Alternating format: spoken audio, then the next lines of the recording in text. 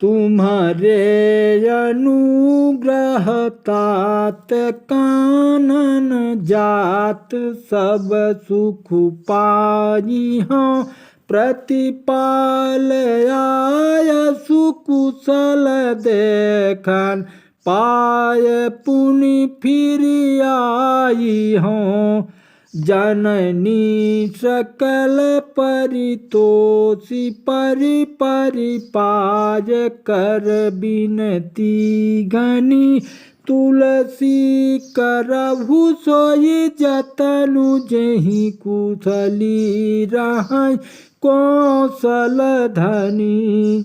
हे पिताजी, आपके अनुग्रह से मैं बन जाते हुए सब प्रकार का सुख पाऊंगा।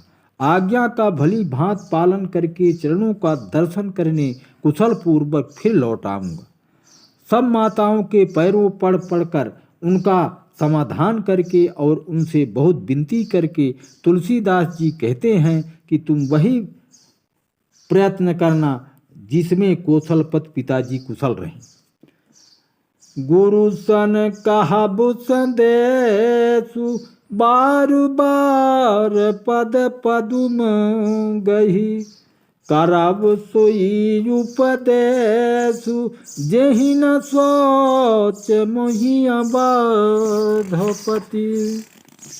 बार बार चरणों को पकड़कर गुरु वशिष्ठ जी से मेरा संदेशा कहना कि हे वही उपदेश दे जिससे अवधपत पिताजी मेरा सोच ना करें।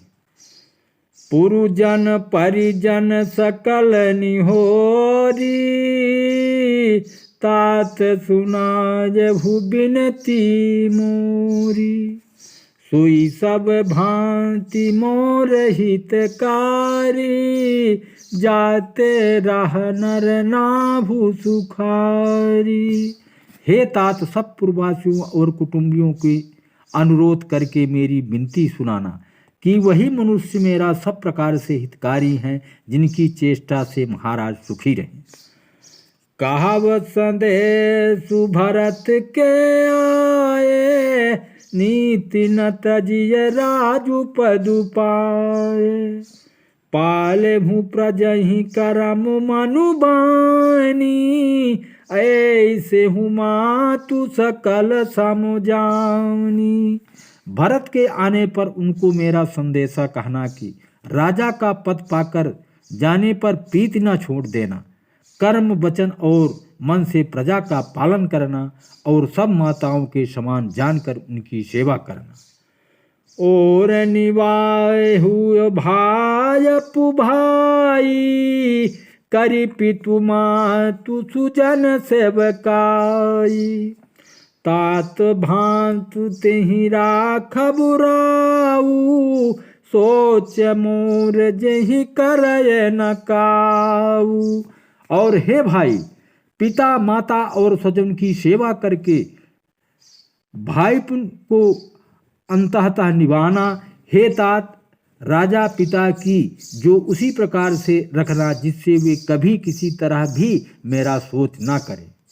लखन कहे कछु बचन कठोरा बरजी राम पुनि मोहिनी होरा बार बार निज शपथ देवाई कहा बिन तात लखन लरिकाई।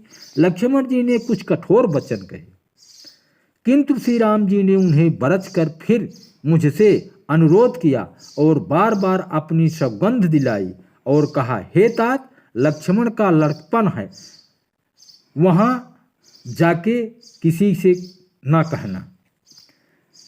कही प्रणाम कछु कहत लिए सिय भई शिथिल स्नेह थकित बचन लोचन सजल पुलक प्रफुल्लित देह। प्रणाम कर सीता जी भी कुछ कहने लगी थी, परंतु स्नेह बस वे शिथिल हो गई। उनकी वाणी रुक गई, नेत्रों में जल भराया और शरीर रोमांच से व्याप्त हो गया।